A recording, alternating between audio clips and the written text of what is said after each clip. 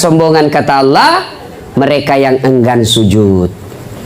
Puncak kesombongan, mereka yang tidak mau sholat. Ini saya lihat ini ibu-ibu banyak yang malas sholat. Muka-mukanya saya lihat ini. Kapan ibu-ibu banyak tidak sholat? Selesai haid. Dia bilang suaminya, biasanya kau cuma 5 hari haid, ini kau sudah 7 hari belum sholat. Ih, orang belum bersih. Dia bilang suaminya, kau bohong toh? Apa bohong? Saya kasih lihat kok. Kamu kasih lihat. Ketawa baru dirinya nak kena ini semua ini. Nih. Apalagi perempuan banyak nak sholat. Kalau ada pengantin, gara-gara make up, mukanya dikira tembok, coklat, biru, abu-abu, keren. Itu semua serba palsu. Bulu matanya panjang palsu, alisnya tebal palsu, bibirnya merah palsu, pipinya biru palsu, pantatnya gabus. Semua palsu. Hah? Apalagi ibu-ibu banyak dah sholat gara-gara pesta. Apa? Nih, jilbab. Jilbab sakaratil maut. 3 lapis, ada kuning, ada biru, abu-abu. Nah, kasih miring lagi sedikit di sini. Tuh ada yang miring-miring toh. Yang miring-miring barangkali miring otaknya. Ya? 14 pentulnya. Ada kayak pohon di belakangnya. Udah ikat lah di lehernya. Akhirnya dia bisa goyang lehernya begini. Dia pakai lagi roknya sempit. Dia bilang saya buru-buru kok. Tunggu dulu pak. Beleng-beleng. Dia bilang semuanya, pi kau sholat. Kau tiap tahun pi umrah, pi sholat. Apa dia bilang istri? Sadar kok pak. Sadar, saya suruh kau sholat. Pi kau sholat. Dia bilang kau tidak lihat ini jilbabku. Gara-gara sholat jilbab tidak sholat. Ini semua ini. Ya. Kalau bapak-bapak tidak sholat kapan? Kalau dia pergi melaut. Apa dilarang sholat di tengah laut? Tidak ada. Apa dibenarkan boleh tidak sholat ketika melaut? Harus tetap sholat. Gimana kita mau sholat Ustaz? Kita tidak lihat apa? Kita tidak tahu arah kiblat Ustaz. Kita di tengah laut. Kau lihat matahari di mana terbenam? Kalau di sana terbenam, ya sudah kau menghadap ke sana. Berdiri. Kalau kau perahu kecil duduk saja. Kalau mampu kau berdiri, berdiri. Sudah itu kau harap sana.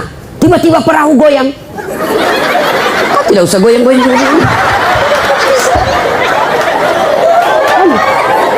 Ya. Ustaz, bagaimana kita mau sholat di perahu Ustaz? Kita bau oli, kita bau keringat, kita bau matahari. Allah tahu bapak lagi dalam keadaan kerja, boleh sholat bau oli. Baju saya kotor Ustaz, Allah tahu bapak lagi dalam keadaan kotor. Yang penting bapak tidak kena kencing bajunya dan tai. Boleh. Apa lagi? Apa lagi kau tidak mau sholat? Bilang apa? Saya jawab semua. Ayo. Ustaz, saya tidak bisa berdiri, duduk. Bagaimana cara sholat duduk? Lihat ini sholat duduk, saya ajari nih. Anggaplah lagi di atas perahu, atau di atas kapal, atau di atas mobil. Sholat duduk, begini caranya. Takbir, Allahu Akbar. Ruku, kepala saja goyang, Allahu Akbar. Sami'allahu liman hamidah. Sujud, bukan cuma kepala goyang, badan ikut ditundukkan, Allahu Akbar. Sholat duduk. Ustaz, tidak bisa duduk, baring. Anggap di sana kiblat, kepala di sini. Nah, beginilah, anggaplah ini kiblatnya, kepalanya ini. Ya, sudah, ini saja goyang. Allahu Akbar, Allahu Akbar. Kepala sudah dikasih begini. Jelas. Saya tidak bisa begitu Ustaz. Sholat pakai isyarat. Mana namanya sholat pakai isyarat? Matamu saja aku kasih goyang. Allahu Akbar. Sami'allahu liman hamidah. Allahu Akbar. Boleh, memang sudah begitu caranya. Mata pun sudah tidak bisa bergerak Ustaz. Sholat dalam hati. Sholat dalam hati. Mana caranya sholat dalam hati? Semua bacaan sholat kau baca dalam hati. Tutup matamu, pejamkan matamu, pejamkan. Tangan tidak bisa bergerak lagi. Mata pun, bibir pun tidak bergerak. Tinggal dalam hati. Bayangkan lagi ruku, baca doa ruku. Bayangkan lagi sujud, baca doa sujud. Sudah, namanya sholat dalam hati. Tidak bisa juga itu Ustaz. Gampang. Ambil kain putih, bungkus, bawa di kubur. Apa lagi? Jangan ketawa, saya serius ini. Demi Allah, saudaraku, tidak ada keselamatan kalian dapat kalau kalian tidak sholat. Tidak ada gunanya kau puasa. Itu kalau kau baik sifatmu, lalu kau tidak sholat, tidak ada gunanya itu baik sifatmu. Kan biasa orang bilang, tidak penting sholat, tidak penting, yang penting hatimu dong. Biar kau sholat kalau hatimu busuk, tidak ada guna, yang penting hatimu bersih. Tiba-tiba anak muda berdiri dan bilang, setuju saya sama ini Bapak. Betul, karena dia juga tidak sholat. Kalau ada yang bilang yang penting hatimu baik, tanya siapa nabinya. Nabi Muhammad paling baik hatinya, Nabi Muhammad paling luruh akhlaknya, Nabi Muhammad paling baik tutur katanya, tapi beliau tetap sholat beribadah kepada Allah. Apa alasannya? Bagi mereka yang tidak sholat, di akhirat kelak Allah sampaikan, dah saat ini puasamu 30 tahun, ini hajimu 2 kali, ini sedekahmu, ini pembangunan masjidmu, mana kuncimu?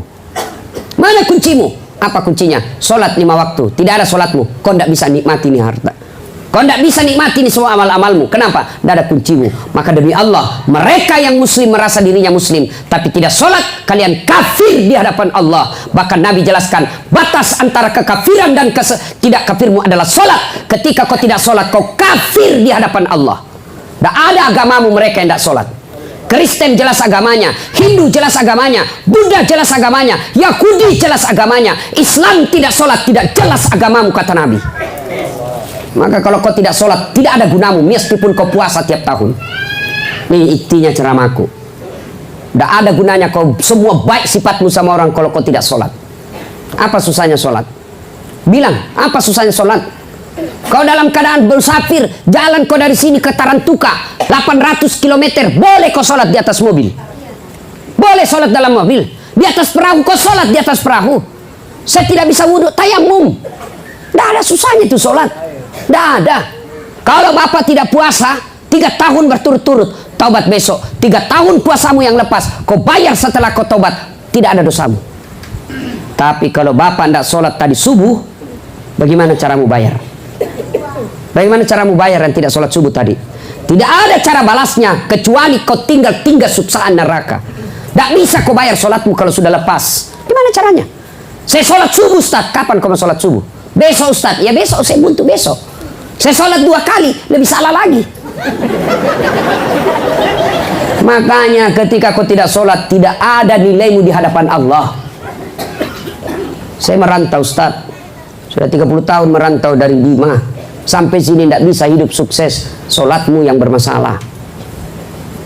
Saya sholat Ustaz. Betul kau sholat, tapi kau tidak ikhlas. Hayya 'alas shalah, asar lagi. Barusan duhur, kau tidak ikhlas.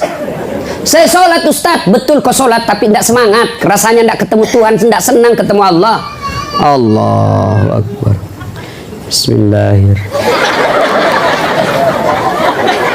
Maliki yaumiddin.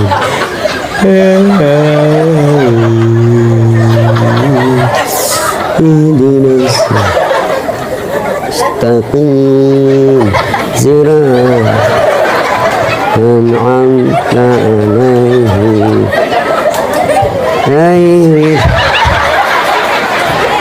Siapa ajar kau sholat begitu cilaka? Allahu Akbar, kayak ditiup angin.